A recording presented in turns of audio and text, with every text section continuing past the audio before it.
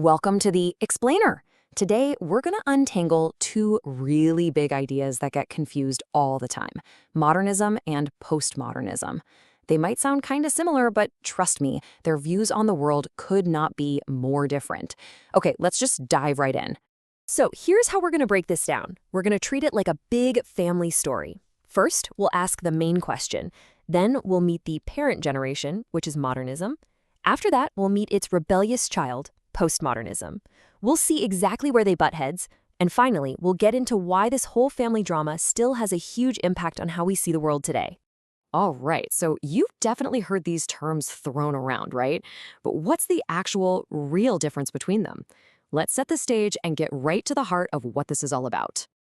Honestly, it all boils down to this one question. This simple idea really gets to the core of what separates these two massive cultural shifts.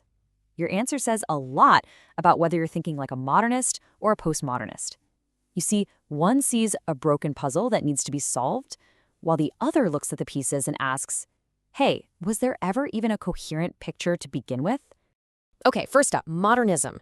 For our story, let's think of this as the parent generation. They were born into this time of just immense change and upheaval, and they were trying their best to make sense of a world that was suddenly radically new and, honestly, pretty traumatic.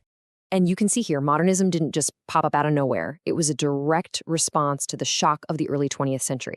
I'm talking brand new technologies, huge, sprawling cities, and, this is the big one, the absolute devastation of the First World War, which just completely shattered all the old, comfortable ideas about progress and humanity.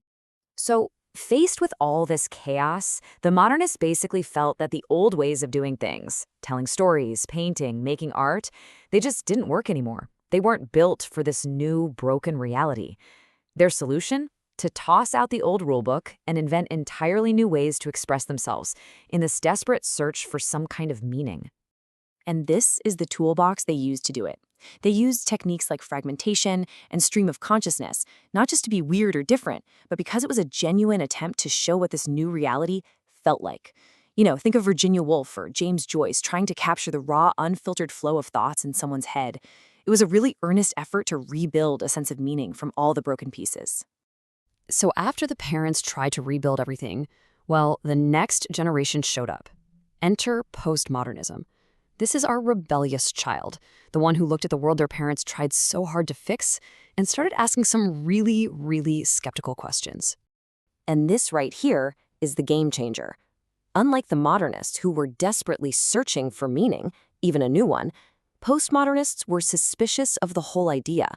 They were skeptical of any single universal truth. They just lived through World War II, and they started to question all the big stories, what they called grand narratives, that cultures tell themselves about progress and reason and power.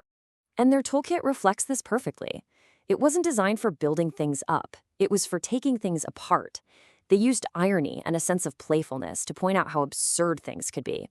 They used pastiche, mashing up a bunch of different styles, and they completely blurred the lines between high art and pop culture, basically to show that it's all a construction anyway. All right, let's put them head to head. This is where that generational conflict, that big family argument between the earnest parent and the ironic, skeptical child becomes crystal clear. I mean, just look at this. The crucial difference is right here in this table. Look at the core goal. Modernism wants to rebuild meaning. Postmodernism wants to question meaning itself.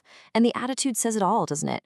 The modernist is this earnest, soul-searching parent, while the postmodernist is the playful, ironic child who kind of feels like they've seen it all before. Okay, but this isn't just some dusty, old art history lesson, I promise. This family argument, this clash between two ways of seeing everything, it profoundly shapes how we all think and talk and argue right now, today. This really sums it all up, doesn't it? The big takeaway is this fundamental tension that we all live with. On one hand, you've got that modernist drive to create meaning, to find order, to believe that a great novel or a beautiful building can give us some deep, unifying truth. And on the other hand, you have the postmodern impulse to pull that apart, to deconstruct it and ask, wait, whose truth are we talking about? Both are incredibly powerful forces in our culture. And so that leaves us with a final thought to chew on. As you navigate our own chaotic, complicated world, which generational echo do you hear more in yourself? Are you the modernist parent, always trying to piece together one big, grand narrative for your life? Or are you more like the postmodernist child, finding a kind of freedom and even joy in celebrating all the different, contradictory fragments?